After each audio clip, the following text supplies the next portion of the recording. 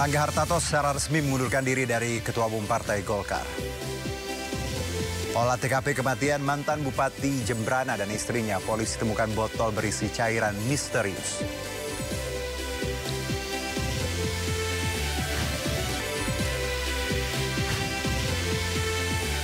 Penerapan sistem KRIS, iuran BPJS Kesehatan berpotensi naik tahun depan.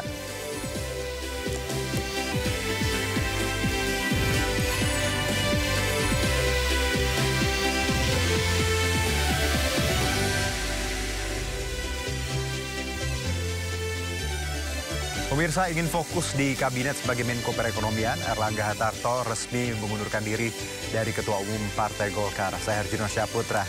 Anda menyaksikan Sindo Sore. Polisi menemukan botol berisi cairan mencurigakan dari rumah mantan Bupati Jembrana yang ditemukan tewas membusuk bersama istrinya. Polisi juga menyebut belum bisa mengungkap penyebab kematian korban karena menunggu hasil otopsi.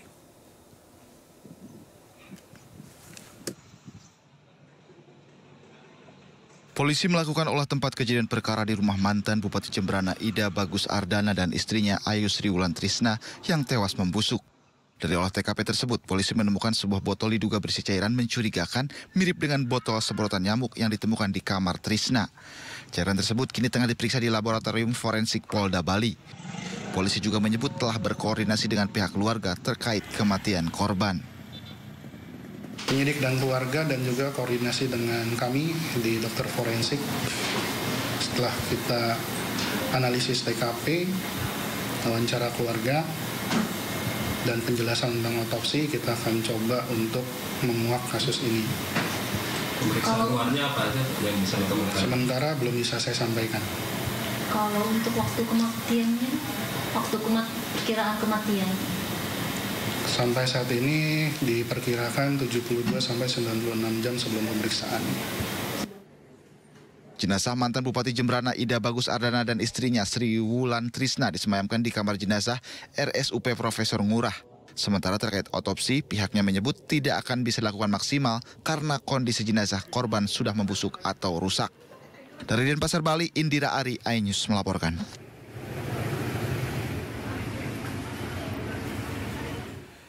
Ya, proses otopsi jenazah Pak Sutri mantan Bupati Jembrana Ida Bagus Ardana 84 tahun dan istrinya Sri Wulan Trisna 64 tahun terkendala kondisi jenazah yang sudah rusak. Sementara itu polisi masih melakukan penyelidikan di lokasi penemuan jenazah termasuk mencari barang bukti yang menyebabkan kematian korban.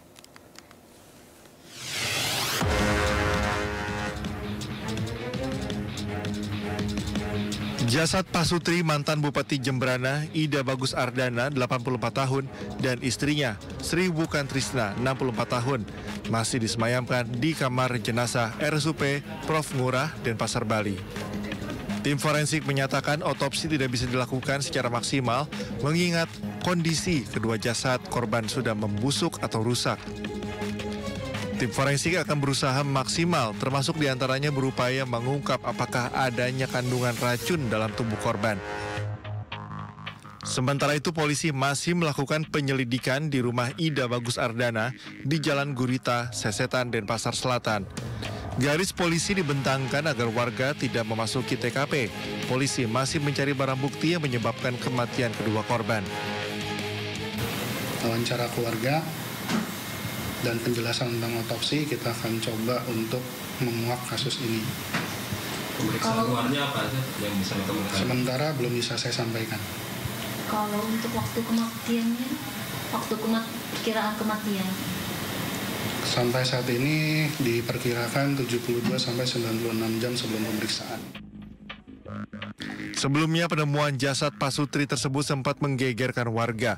Penemuan keduanya berawal dari kecurigaan sang anak yang tidak bisa berkomunikasi sejak beberapa hari terakhir. Bersama petugas Polsek Densol dan pengurus lingkungan, pintu rumah dibuka paksa dan jasad ditemukan dalam kondisi membusuk. Dari Denpasar, Bali, Indira Ari, iNews melaporkan. Tersangka kekerasan anak pada daycare Wenson School, Meta Irianti, diantarkan ke Rumah Sakit Polri Kramat Jati, Jakarta Timur karena mengalami gangguan kesehatan. Selain dilakukan pemeriksaan kesehatan pada kehamilannya, pelaku juga akan dilakukan observasi visum kejiwaan.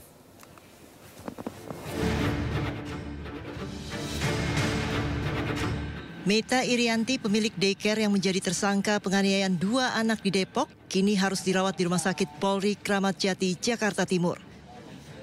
Menurut Kepala Rumah Sakit Karumkit Rumah Sakit Polri Brigjen Pol Haryanto, Meta mengalami emesis gravidarum atau gangguan kesehatan terkait kehamilan muda yang menyebabkan mual, muntah, dan pusing. Meta sempat menjalani rawat jalan dan dipulangkan, namun kondisi kesehatannya memburuk sehingga ia kembali dirawat di rumah sakit.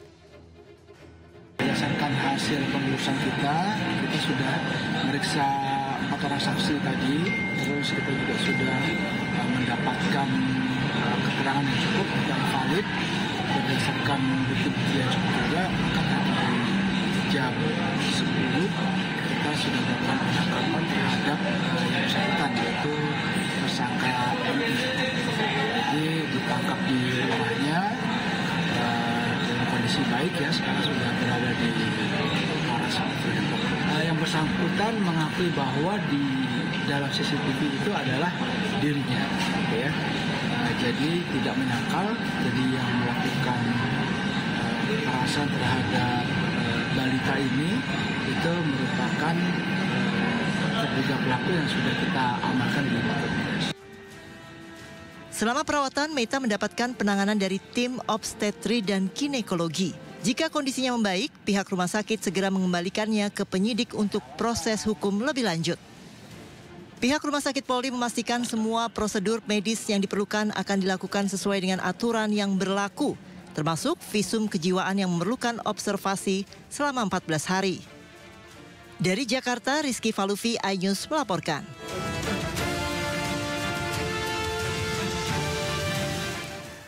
Sementara itu, polisi masih terus mendalami kasus penganiayaan anak di Early Steps Daycare, Pekanbaru, Riau. Salah satu orang tua korban mengatakan hingga kini sang anak masih trauma.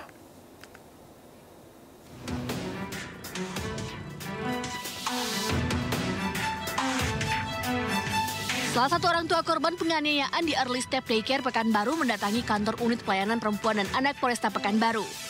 Kedatangan orang tua untuk memberikan keterangan atas laporan penganiayaan terhadap anak daycare yang berlokasi di Kelurahan Air Dingin, Bukit Raya, Pekanbaru, Riau. Orang tua korban F mengatakan saat ini sang anak masih dalam pemulihan akibat trauma dari perlakuan para pengasuh di daycare. Sang ibu berharap agar kasus ini dapat diselesaikan dengan cepat dan pelaku mendapat hukuman yang setimpal.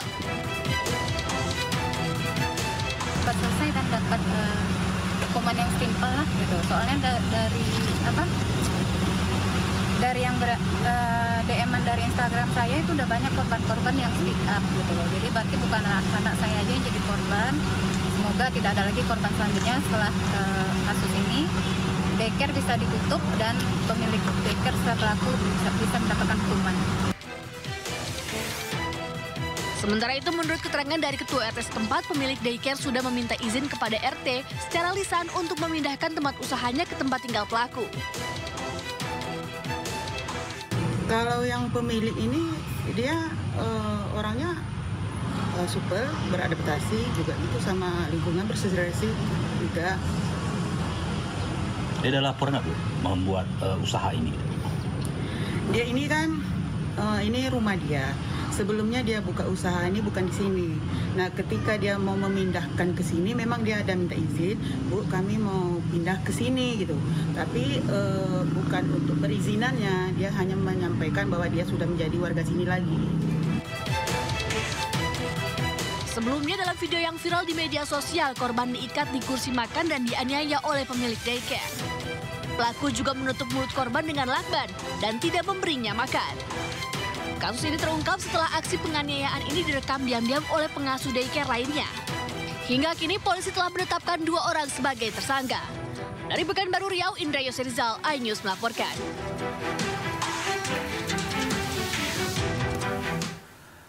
Sebelumnya, seorang bocah di Pekanbaru, Riau mendapat tindakan kekerasan di tempat penitipan anak atau daycare. Polisi menetapkan pemilik daycare sebagai tersangka.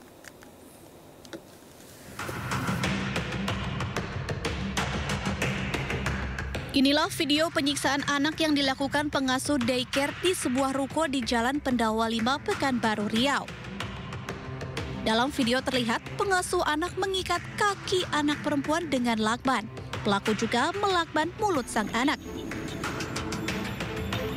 Sebelumnya, korban juga tidak diberi makan dengan alasan agar tidak buang air kecil dan buang air besar. Orang tua korban pun melaporkan kasus penganiayaan anak ini ke Lembaga Perlindungan Anak Indonesia (LPAI) pada 31 Mei 2024 lalu.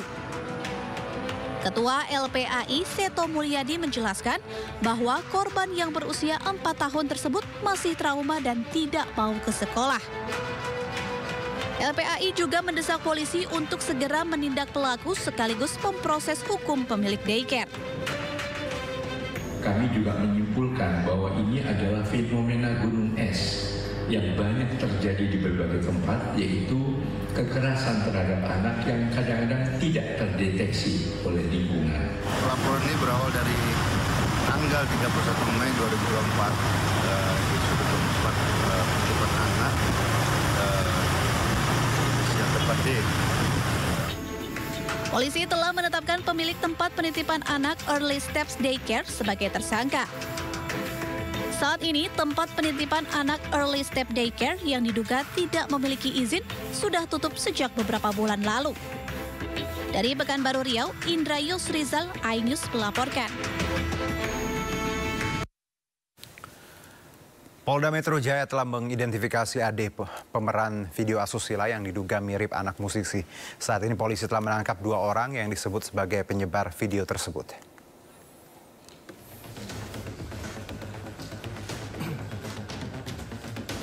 Polisi terus menyelidiki kasus video asusila mirip AD yang merupakan anak musisi.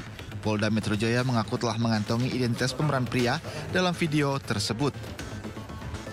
Polisi telah memeriksa AD, penyidik mengajukan 6 pertanyaan kepada AD yang saat ini berstatus sebagai saksi. Tadi hasil pemeriksaannya seperti apa, Pak?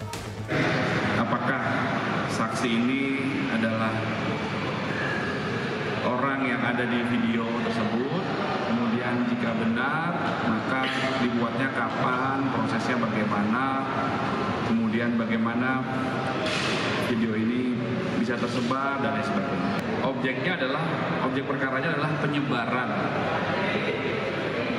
konten elektronik video bermuatan pornografi. Nah, kemudian video yang diduga bermuatan pornografi itu tentunya ada pemerannya. Ini yang didalami. Sebelumnya, Polda Metro Jaya telah menangkap 2 orang yang menyebarkan video sur tersebut hingga viral di media sosial. Keduanya kini telah ditahan di Polda Metro Jaya.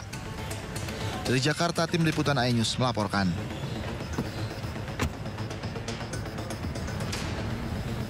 Sejumlah dokter forensik memeriksa lokasi tempat kejadian perkara kematian Afif Maulana di Jembatan Kuranji, Kota Padang, Sumatera Barat. 3 titik yang diperiksa petugas, 2 titik di atas jembatan, dan 1 titik di bawah jembatan tempat jenazah Afif Maulana ditemukan.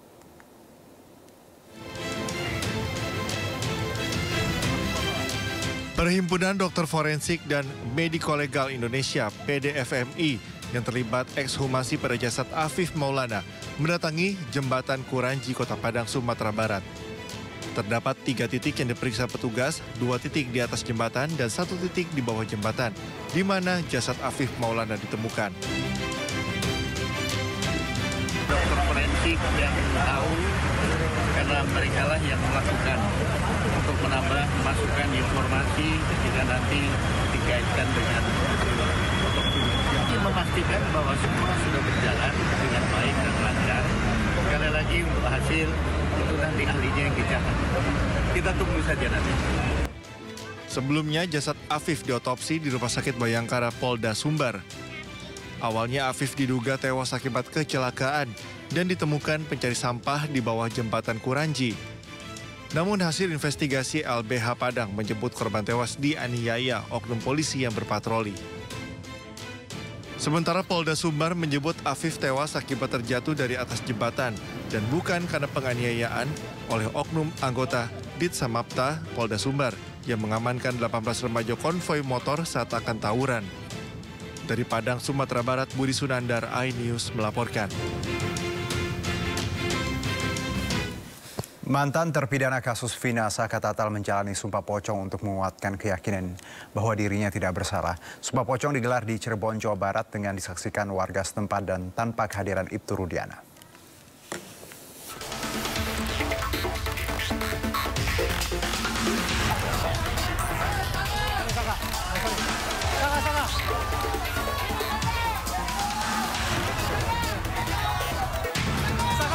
Warga antusias memenuhi area Padepokan Agung Amparan Jati, Cirebon, Jawa Barat untuk menyaksikan prosesi sumpah pocong yang dilakukan mantan terpidana kasus Vina Sakatatal Jumat siang.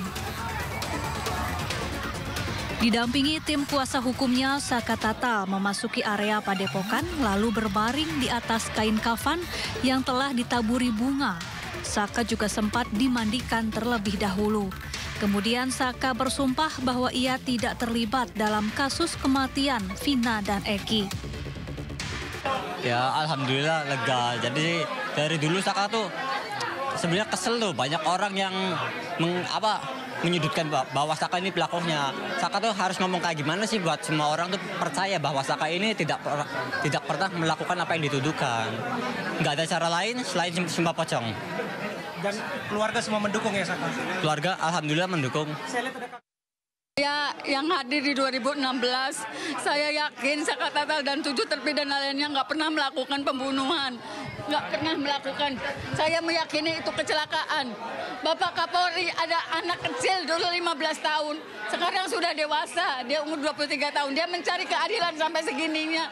Sampai sumpah pocong, dan saya yakin ke-7 terpidana juga sanggup sumpah pocong kalau diberi kesempatan.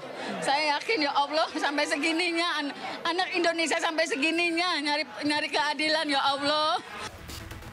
Sementara itu ayah Eki, Ibtu Rudiana, tidak hadir dalam prosesi sumpah pocong. Menurut kuasa hukumnya, Rudiana tak punya kapasitas untuk menghadiri sumpah pocong. Apalagi sumpah pocong tidak akan mempengaruhi proses hukum yang sedang berjalan. Karena itu merupakan upaya-upaya yang dilakukan oleh teman-teman baik litigasi maupun non-litigasi. Akan tetapi kalau memang saya ditanya pendapat terkait dengan sumpah pocong, karena memang hal tersebut tidak diatur di dalam ketentuan hukum acara pidana, saya tidak akan membahas itu karena saya tidak ada menemukan pasal apapun di dalam KUHP mengatur terkait dengan sumpah pocong tersebut. Jadi silahkan saja dan itu sah-sah saja gitu loh, itu kita hormati dan kita hargai. Seperti itu Mbak. Baik Bang Pitrat, tadi kenapa Ibtu Rudiana tidak hadir memenuhi undangan untuk melaksanakan sumpah pocong? Ya, yang pertama untuk menghadiri itu kapasitasnya apa dan tidak menghadiri juga kapasitasnya apa. Karena lembaga yang berwenang dalam mengadili suatu perkara adalah kepolisian, kejaksaan, dan pengadilan. Sebelumnya, Ibtu Rudiana menyatakan tidak terlibat dalam kematian Vina dan Eki, serta menyangkal segala tudingan miring terhadap dirinya. Tim Liputan iNews melaporkan. Meski tak dianjurkan dalam Islam, Wakil Sekjen Majelis Ulama Indonesia Iksan Abdullah menilai sumpah pocong dianggap menjadi bentuk frustasi untuk memperoleh keadilan. Sementara pendakwa Zaki Mirza berpandangan sumpah pocong lebih baik dihindari karena dalam Islam ada sumpah mubahalah, yakni niat karena Allah.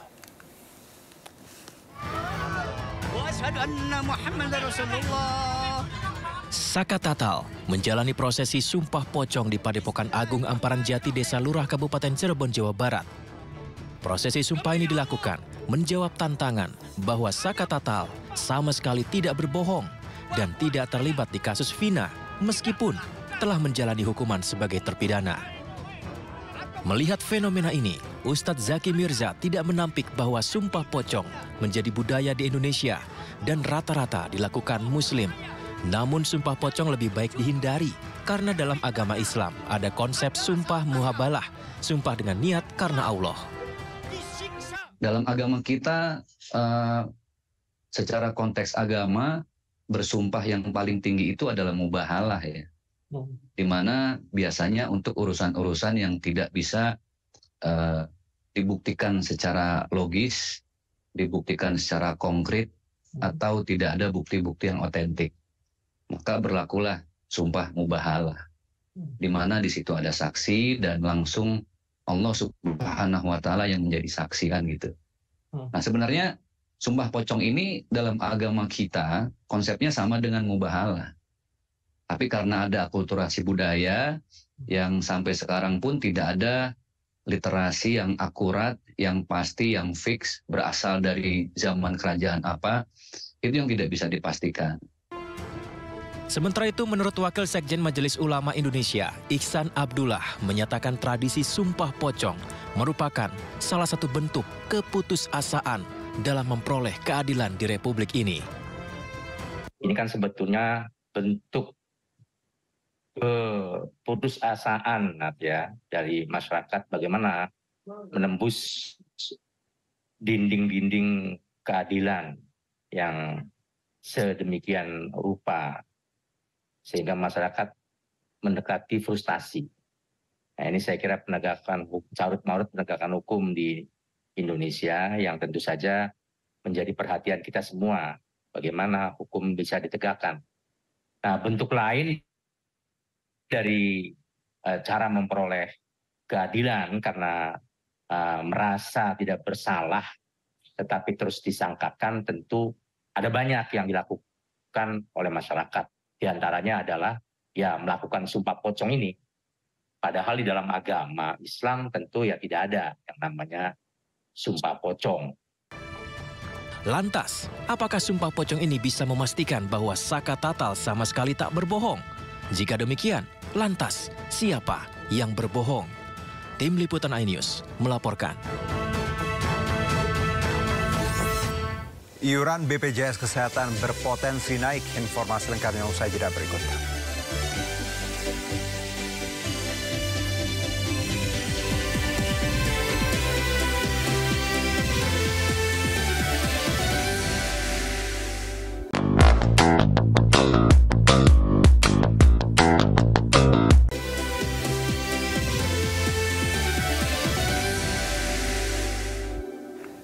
Kembali bersama kami, pemirsa. Direktur Utama BPJS Kesehatan, Ali Gufron Mukti, memberikan sinyal kenaikan iuran BPJS Kesehatan untuk kelas 1 dan kelas 2 pada 2025 mendatang.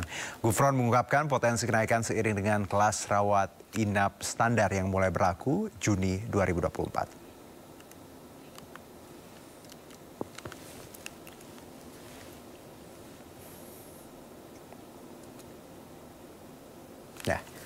Sementara untuk kelas 3 tidak ada peluang kenaikan iuran karena umumnya merupakan peserta penerima bantuan iuran. Namun Gufron belum bisa memberikan rincian terkait kapan serta besaran kenaikan iuran kelas 1 dan 2 sebab hal tersebut akan diatur dalam peraturan Presiden.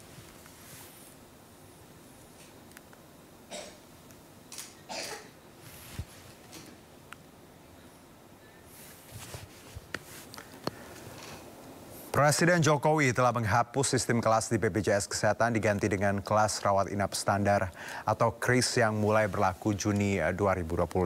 Saat ini pemerintah tengah menggodok terkait besaran iuran dan manfaat yang akan dibebankan dan diterima oleh peserta BPJS.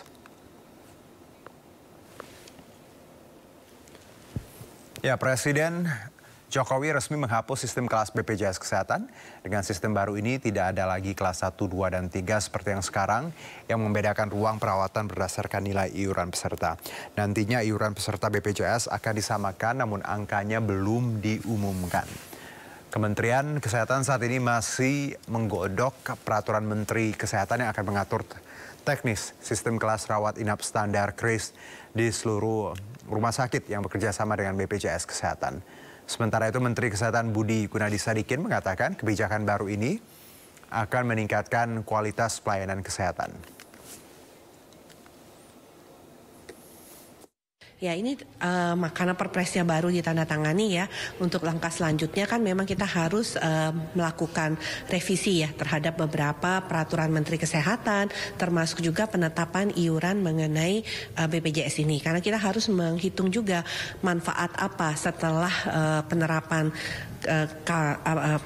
kelas rawat inap standar ini, nanti benefitnya itu seperti apa. Standarnya disasarkan dan kualitasnya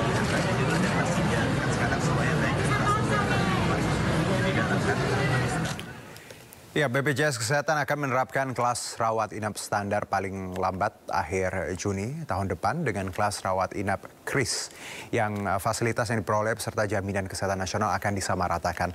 Lantas apakah besaran iuran akan naik? Untuk membahasnya sudah bersama kami Direktur Utama BPJS Kesehatan Bapak Ali Gufron Mukti, dan juga kami sudah menghubungi Ketua DPP Bidang Sosial dan Kebencanaan Partai Perindo Ibu Sri Gusni Pebria Sari. Nampaknya Bu Sri belum bisa bergabung bersama kami. Kita ke Pak Ali terlebih dahulu. Assalamualaikum Pak Ali, selamat sore. Iya, Waalaikumsalam. Iya, terima kasih Pak. Maaf saya ganggu akhir pekannya. Pak Ali, ini ada informasi terkait kenaikan dan tadi disebutkan bahwa ini proses transisi dari kelas 1, 2, 3 menjadi KRIS ya. Dan ini semangatnya memberikan pelayanan yang setara. Boleh dijelaskan Pak sedikit tentang wacana ini? Iya, kalau tentang kelas rawat inap standar itu di dalam Perpres 59 itu kan semacam kriteria minimum ya. Artinya kalau lebih tentunya kan bisa ya, karena itu minimum. Nah, kita tidak ke sana, tetapi yang jelas itu bahwa BPJS tentu bukan satu institusi yang akan menetapkan mengenai tarif ya. Karena ada institusi tersendiri gitu ya, yang tentu nanti diatur di dalam Perpres itu mengenai iurannya. Yang jelas mengenai KRIS tadi akan dievaluasi ya, nah, oleh Kementerian Kesehatan, dan tentu akan menanyakan juga diskusikan dengan BPJS, DJSN, Kementerian Keuangan dan sebagainya, begitu. Baik, kalau untuk iuran sendiri Pak, kita tahu kan ada 1, 2, 3 dan kabarnya memang yang kelas 1 dan 2 yang akan naik, sementara yang 3 karena tadi sifatnya penerima bantuan iuran tidak akan naik. Boleh dijelaskan Pak? Iya, ini kan ada timnya ya. Baik. Tim itu sedang di dalam satu proses begitu. Jadi memang tadi karena kalau kita bicara tarif memang ada stakeholder nanti yang akan berdiskusi seperti itu ya Pak ya, dan ditetapkan yang Perpres. Jadi belum ada info akan ke sana seperti itu kira-kira. Pak Ali? Ya. Oke, tapi betul. Ya, tapi bakal naik ya Pak?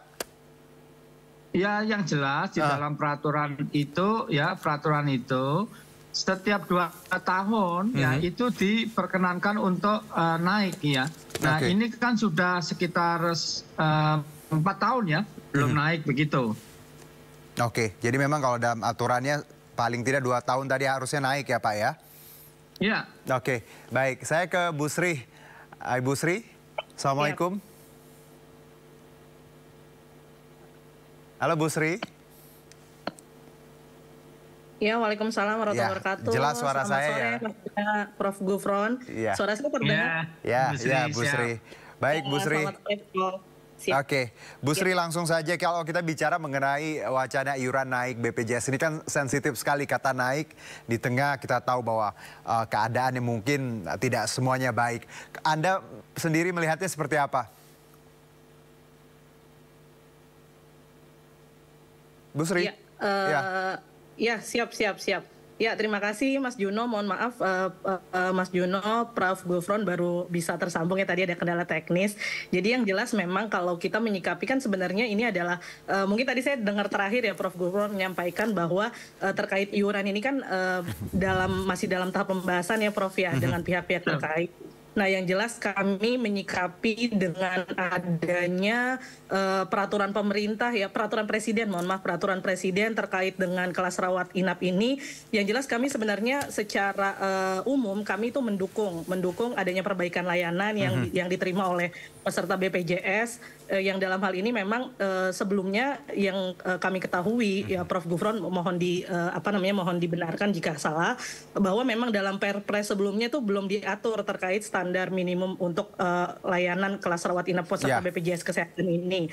Dan kami memahami bahwa adanya Perpres ini memang untuk agar bisa peserta JKN ini mendapatkan layanan yang memang setara, sesuai dengan pasal 2 dan 19 ayat 1 Undang-Undang SJSN yang berbunyi bahwa sistem jaminan sosial nasional harus diselenggarakan berdasarkan asas kemanusiaan, asas manfaat, dan asas keadilan sosial.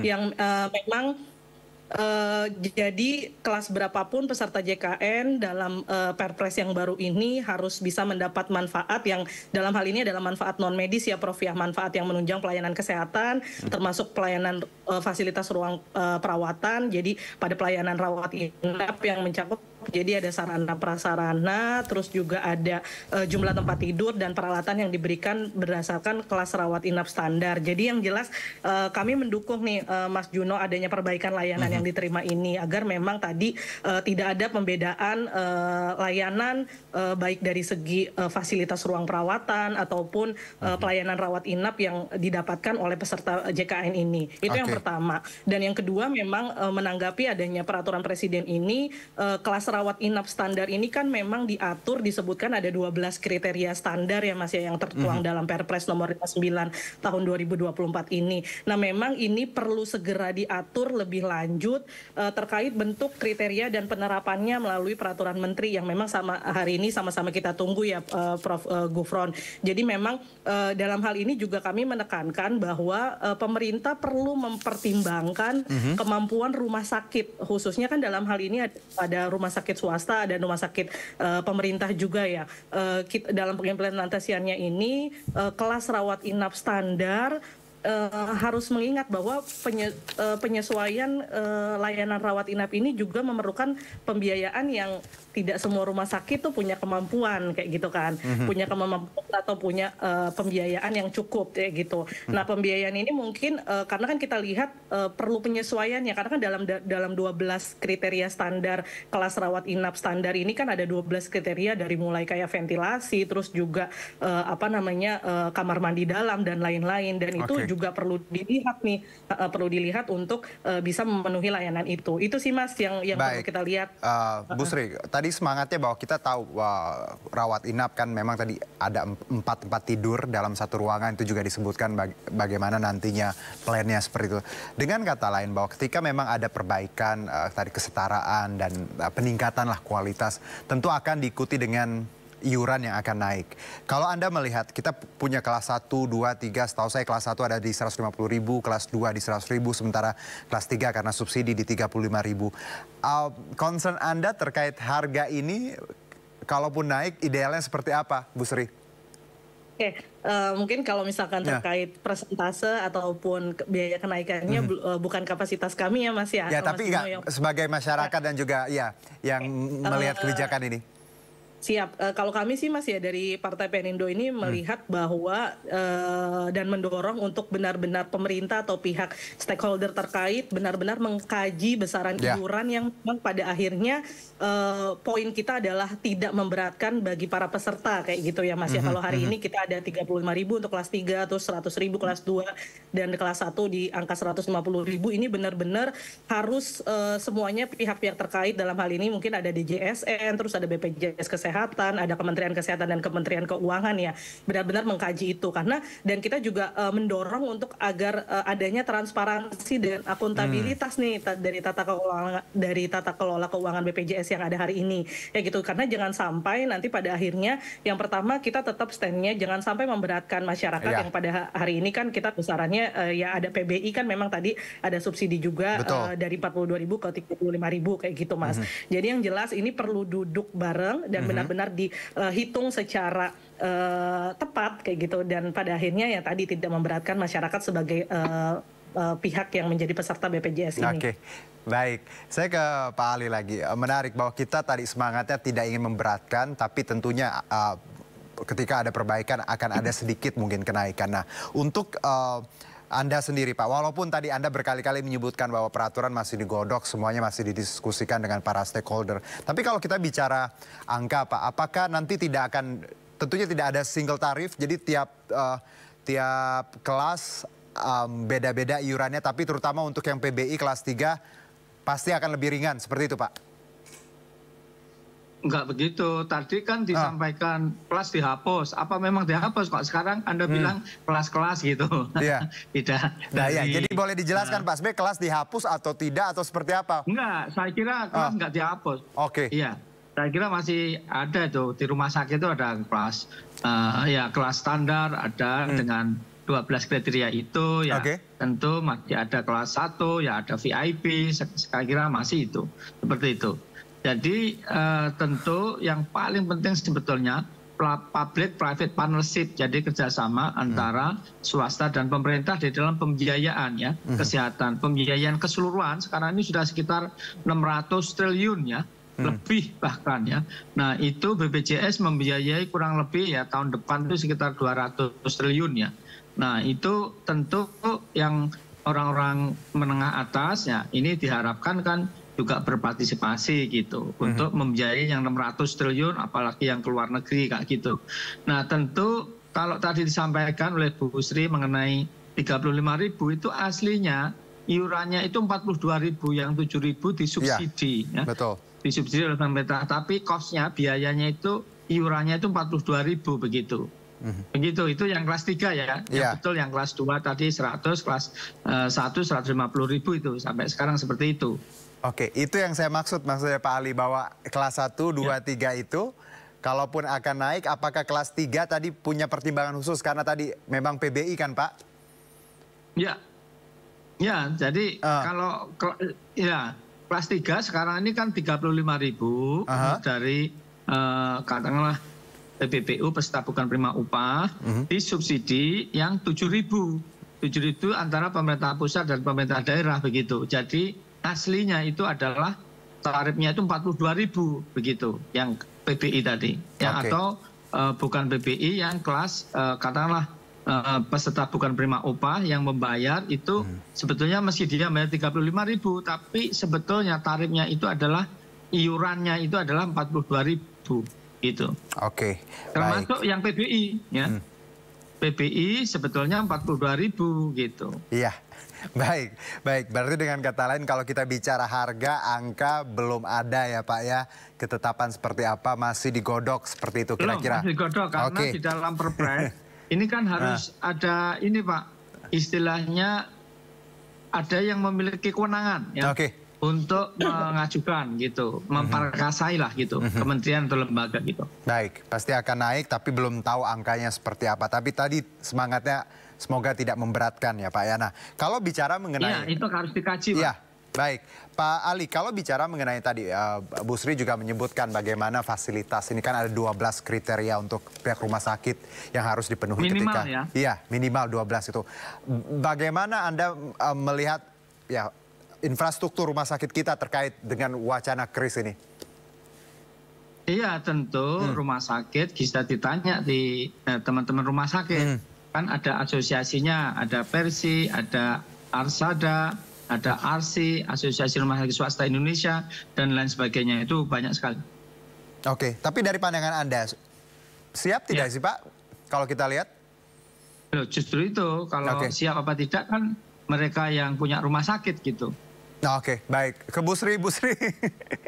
Nampaknya, ya, kalau kita bicara tadi, Anda menyebutkan infrastruktur ya, rumah sakit 12 kriteria yang harus dipenuhi pihak rumah sakit. Kalau dari gambaran yang kita dapatkan di lapangan saat ini, apakah ini juga PR yang cukup berat Bu Sri? Kalau kita lihat bagaimana sebenarnya kan tiap rumah sakit harus bisa memenuhi 12 kriteria termasuk ruang rawat inap, toilet di dalam ruangan, ventilasi seperti itu. Apakah Anda optimis di sini Bu Sri? Ya, yang jelas tadi yang disampaikan Prof. Gufron ya, jadi ini mungkin jadi catatan kita bersama nih Prof. Jadi jangan sampai hal ini diserahkan secara bebas aja nih. Oh, bagaimana pihak rumah sakit nih kesiapan. Jadi pemerintah juga dalam ini harus bisa mengakomodir, duduk bareng dengan stakeholder, karena kan walau bagaimanapun rumah sakit bukan pemerintah aja ya, tapi ada rumah sakit swasta yang memang ketika akhirnya kelas rawat inap standar ini nanti mulai diberlakukan di Juni 2025, ini tidak membutuhkan pembiayaan yang tidak kecil kayak gitu. Karena balik lagi rumah sakit perlu melakukan berbagai penyesuaian yang tadi dari segi infrastruktur, sarana prasarana, terus juga terkait bukan hanya itu aja Mas Juno, dan jadi juga terkait pemenuhan SDM yang sesuai standar. Nah kita kan kemudian kita punya PR besar juga nih, bahwa pemenuhan nakes yang sesuai standar standar ini aja kalau hari ini kita lihat ada disparitas yang sangat tinggi ya. Kita jangan lihat di Jakarta aja, tapi wilayah Indonesia luas ini ada daerah 3T yang terkait distribusi nakesnya aja itu masih juga jadi PR. Jadi mungkin ini jadi dengan adanya Perpres ini jadi momentum juga yang harus dilihat transformasi terkait layanan kesehatan ini dilihat secara keseluruhan gitu, bahwa realitanya di masyarakat ini ketika nantinya rawat inap standar ini yang memang ini jadi harapan kita bersama ya, dan kami sangat sepakat dengan adanya kelas rawat inap standar ini benar-benar jadi momentum untuk pemerintah juga dengan beserta stakeholder untuk menghadapi isu yang disparitas terkait tenaga kesehatan yang ada di daerah wilayah, terutama di wilayah 3T ya, terdepan, terluar, dan tertinggal di Indonesia. Mungkin itu Prof. Gufron jadi titipan kami ya kami kami sangat paham bahwa pihak rumah sakit juga ingin memenuhi kelas rawat inap standar ini, tapi ada hal yang memang tidak bisa kita menutup mata bahwa memerlukan pembiayaan yang tidak semua rumah sakit memiliki kemampuan pembiayaan ini. Jadi perlu adanya solusi juga yang pada akhirnya nanti dihadirkan oleh pemerintah terkait masalah pembiayaan ini agar pihak rumah sakit bisa memenuhi standar layanan ini. Dan ini juga satu hal mungkin terakhir ya Mas, jadi ada yang terakhir, jadi kayak jangan sampai fokus pemenuhan ini juga mengesampingkan layanan medis yang memang harus dipenuhi di dalam Perpres ini ya, seperti kayak layanan promotif, terus preventif, kuratif, dan rehabilitatif. Mungkin saya menyambungkan, kita kemarin baru aja di 26 Juli ya kita mensahkan Perpres PP nomor 28 tahun 2024 yang mengatur tentang jadi kita juga cukup ini perlu jadi sebuah momentum juga bahwa kita melihat pelayanan kesehatan ini kan sebagai paradigma sehat ya Prof. Gufron ya, bahwa kita menekankan bahwa dengan kemarin disahkan PP nomor 28 tahun 2024 mengatur misalkan contoh mengatur tentang pembatasan minuman berpemanis dalam kemasan, terus juga pengaturan tentang rokok ketengan. Nah, kita melihat ini sebuah upaya dari pemerintah yang memang melihat kesehatan ini adalah sebuah bukan hanya untuk terfokus pada mengobati, karena kan mungkin kita melihat ya jangan sampai dengan kelas rawat inap standar ini ketika kita hanya berfokus kepada pengobatan orang sakit. Nah, kita nggak mau nih mengulang Prof. Gufron ya di 2018 kan. Betul sekali. Ya, di 2018 ini kan yang seperti kita ketahui bahwa BPJS ini defisit kayak gitu pemasukannya, yang pengetahuan saya 60 triliun, pembiayaannya tuh 68 triliun, dan itu karena besarnya pembiayaan penyakit katastropik yang dalam hal ini contohnya penyakit ginjal yang memang ini jadi perhatian pemerintah untuk bisa bagaimana kebijakan yang dihadirkan hari ini yang contohnya dengan PP nomor 28 tahun 2024 ini untuk bisa menekan turunnya angka-angka penyakit katastropik tadi, sehingga beban pembiayaan kesehatan ini juga tidak semakin besar dan membuat tadi balik lagi iurannya semakin besar, akhirnya pada membebankan masyarakat umum kayak gitu. Mungkin gitu Mas Juno, Prof. Gufron. Menarik Bu Sri, bahwa jadi harusnya tadi semangatnya kita linear dengan pencegahan ya, preventif ya. Jangan nunggu sakit, tapi harus sehat. Seperti itu. Dan ini kaitannya dengan BPJS tentunya. Kalau banyak yang sakit juga BPJS juga akan repot. Satu mungkin Pak Ali, apa yang ingin Anda sampaikan mungkin untuk masyarakat yang masih tadi bertanya-tanya bahwa wacana kenaikan dan hal-hal. Apa yang harus kita pahami untuk saat ini Pak Ali? Silakan. Yang kita pahami bahwa kesehatan itu mahal ya. Baik. Salah kalau kesehatan itu murah. Kesehatan, maka setiap orang Indonesia harus berperilaku sehat, mencegah tadi untuk tidak jatuh sakit, olahraga yang cukup, kurangi rokok, kurangi gula, kurangi nasi ya, olahraga yang cukup ya, dan cek keaktifannya BPJS. BPJS itu di sisi demand side ya, yang kita diskusikan itu adalah supply side, dan itu bukan wilayahnya BPJS sebetulnya ya. BPJS itu ini orang yang sulit membedakan. BPJS itu di demand side itu pun UKP ya, upaya kesehatan perorangan, bukan UKM ya, bukan upaya kesehatan masyarakat. Ini yang perlu dipahami. Begitu. Jadi cek keaktifannya menjadi peserta JKN atau tidak.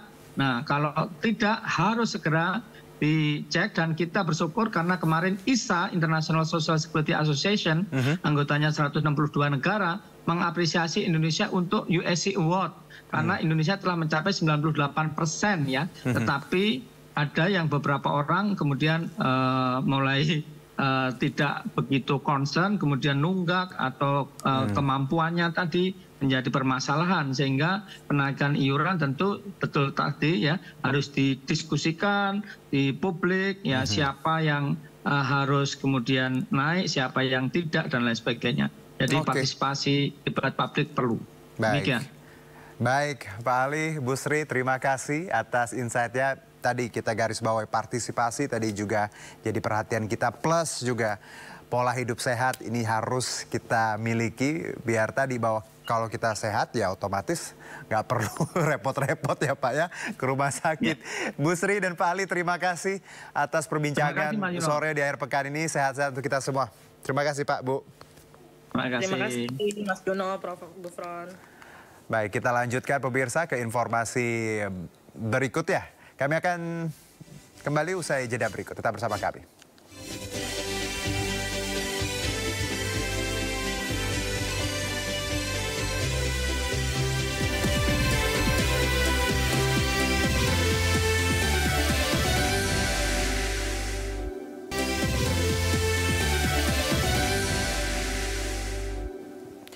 Kembali bersama kami, pemirsa. Erlangga Hartarto secara resmi mengumumkan pengunduran dirinya sebagai Ketua Umum Partai Golkar. Erlangga mengklaim proses pemilihan Ketua Umum Partai Golkar berikutnya akan berlangsung damai dan tertib.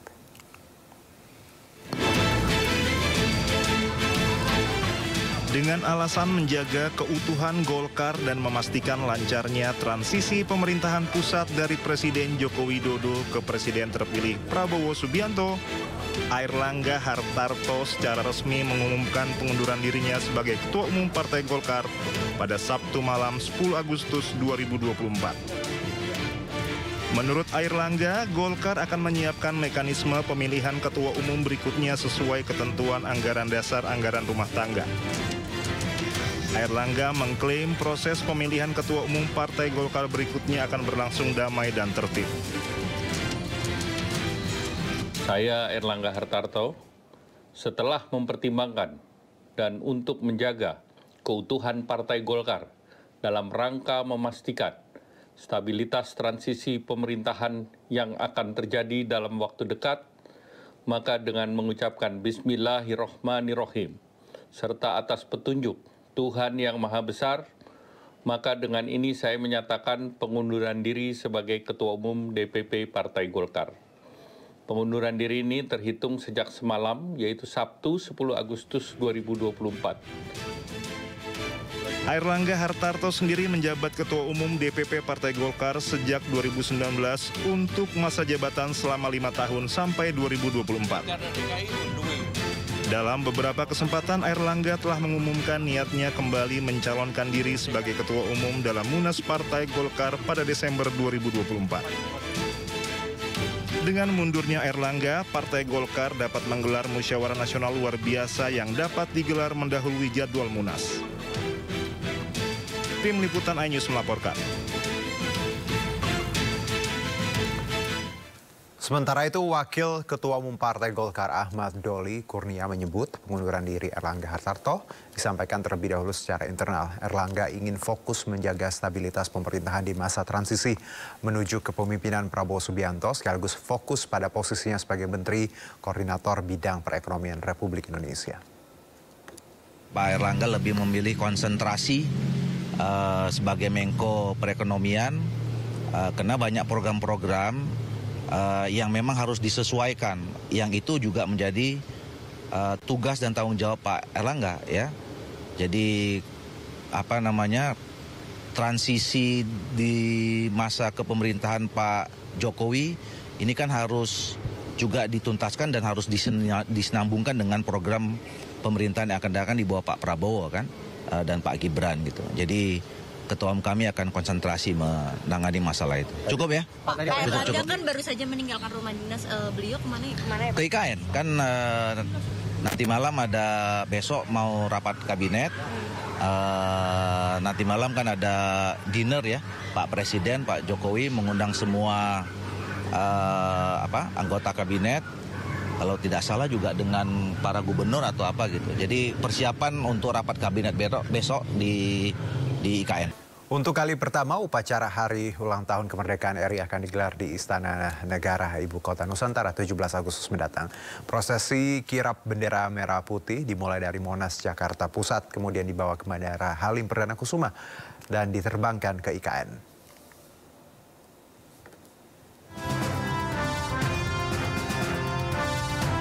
Kirap bendera merah putih dan teks proklamasi perayaan 17 Agustus dari Jakarta ke Ibu Kota Nusantara digelar di Monas, Jakarta Sabtu pagi.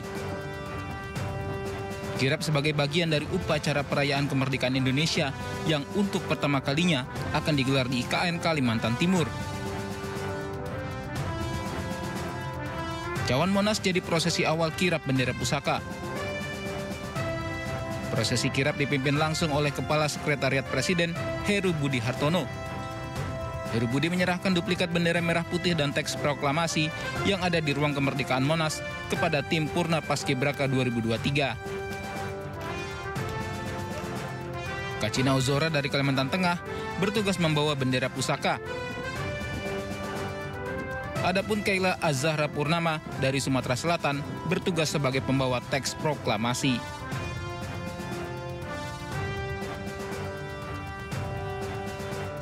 Keduanya lalu menaiki kendaraan taktis maung dengan iring-iringan dari Paskibraka DKI Jakarta, pasukan berkuda, hingga marching band menuju Bandara Halim Perdana Kusuma, Jakarta Timur.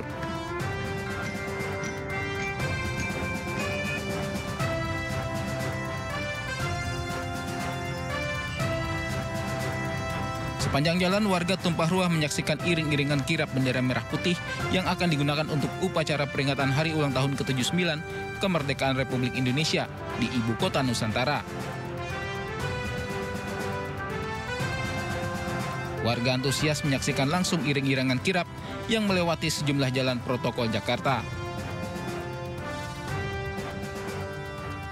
Dari Monas, bendera pusaka melewati rute Monas Patung Kuda, Bundaran HI, Semanggi, Pancoran, hingga tiba di Bandara Halim Perdana Kusuma.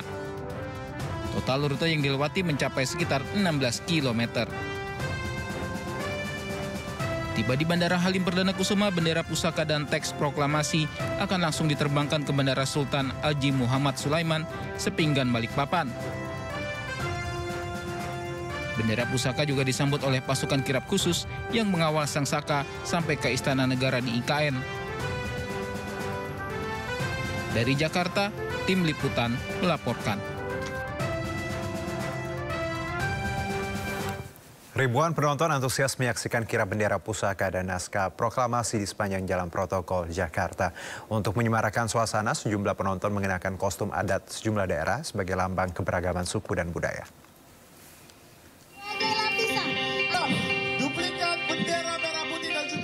Ribuan warga antusias menyambut rombongan kirap bendera pusaka dan teks proklamasi saat melintas di sejumlah ruas jalan di Jakarta. Beberapa warga bahkan sengaja mengenakan pakaian adat daerah masing-masing untuk menyemarakan suasana. Mereka adalah para perantau yang mengadu nasib di Jakarta, rela meluangkan waktu untuk menonton secara langsung prosesi kirap bendera pusaka dari Monas hingga Ibu Kota Nusantara. Ini temanya Nusantara, jadi semua etnis datang ke sini hadir untuk menyaksikan pelepasan bendera duplikat ke IKN. Luar biasa Pak, terharu. Kenapa Pak? Karena ibaratnya ini hijrah gitu, kayak bendera merah putih kita dari sini nanti akan laksanakan di IKN. Jadi ini luar biasa. Ini momen yang bersejarah, ya khususnya teman-teman kami dari semua provinsi kan hadir ini ya untuk menyaksikan pelepasan ini. Kita semua Kalimantan. Dari Kalimantan, Pak. Ya, ini keren sekali ya. Ini menjadi sejarah bahwa inilah pemimpin yang jujur, pemimpin yang amanah seperti ini. Dampaknya itu banyak sekali. Bendera pusaka ya akan menuju ke Ibu Kota Nusantara di Kalimantan Timur. Kita sebagai warga yang ada di Jakarta bangga ya. Bangga. Ya. Warga Kalimantan, orang Dayak khususnya dan umumnya Kalimantan bangga bahwa bendera pusaka sekarang OTW ke Kalimantan Timur ke IKN. Oke, terima kasih Pak Jokowi. Mereka berharap agar pembangunan IKN dapat segera terselesaikan karena menjadi hadiah terbesar bagi bangsa Indonesia. Dari Jakarta, salam rahmat, Yudi Permana melaporkan. Setelah diterbangkan dari Bandara Halim Perdana Kusuma, Jakarta, rombongan kirap bendera, pusaka, dan teks proklamasi disambut sukacita dari Bandara Sepinggang, Balikpapan, Kalimantan Timur. Konvoi rombongan kirap tiba di Istana Garuda, Ibu Kota Nusantara, di Penajam Pasir Utara, Kalimantan Timur setelah melintasi jembatan Pulau Balang Bentang Panjang yang baru diresmikan Presiden Jokowi.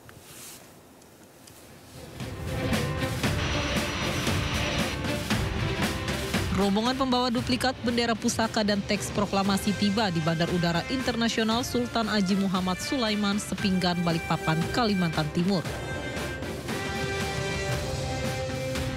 Pesawat Boeing milik TNI Angkatan Udara ini mendarat pada pukul 1 waktu Indonesia Tengah. Rombongan kirap mendapat sambutan meriah dari paskibraka berseragam merah putih, pemuda-pemudi dengan pakaian adat, serta bentangan karpet merah.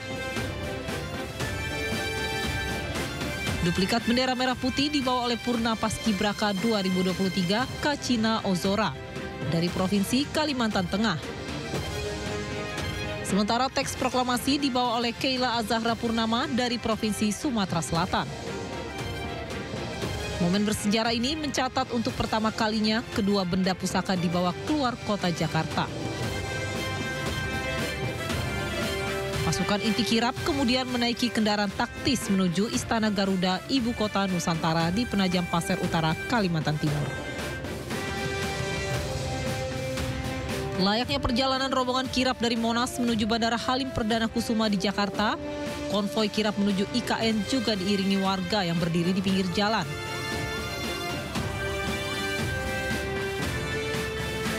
Warga menyambut dengan meriah sambil melambaikan bendera merah putih. Untuk mencapai Istana Garuda di Ibu Kota Negara, rombongan melintasi jembatan Pulau Balang Bentang Panjang yang baru diresmikan Presiden Jokowi pada 28 Juli.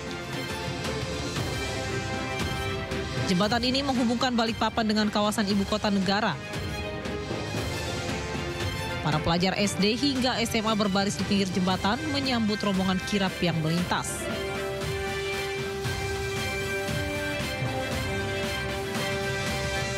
Setelah menempuh perjalanan selama 1,5 jam, rombongan kirap tiba di Istana Garuda, Ibu Kota Negara di Penajam Pasir Utara.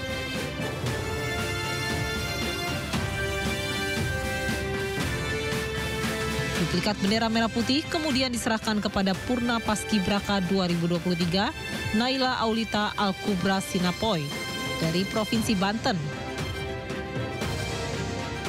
Sedangkan teks proklamasi diserahkan kepada Lili Wenda dari Provinsi Papua Pegunungan.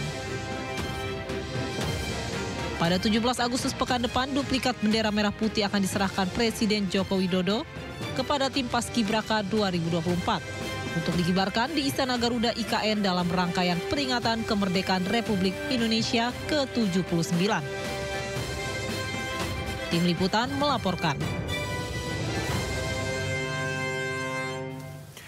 Rasa bangga menghiasi hati dua siswi SMA Balikpapan, Kalimantan Timur jelang peringatan ke-79 kemerdekaan Republik Indonesia. Pasalnya kedua Purna Paskibraka tahun 2023 itu menjadi bagian dalam pasukan penyambut duplikat bendera pusaka dan teks proklamasi di Bandara Sultan Haji Muhammad Sulaiman.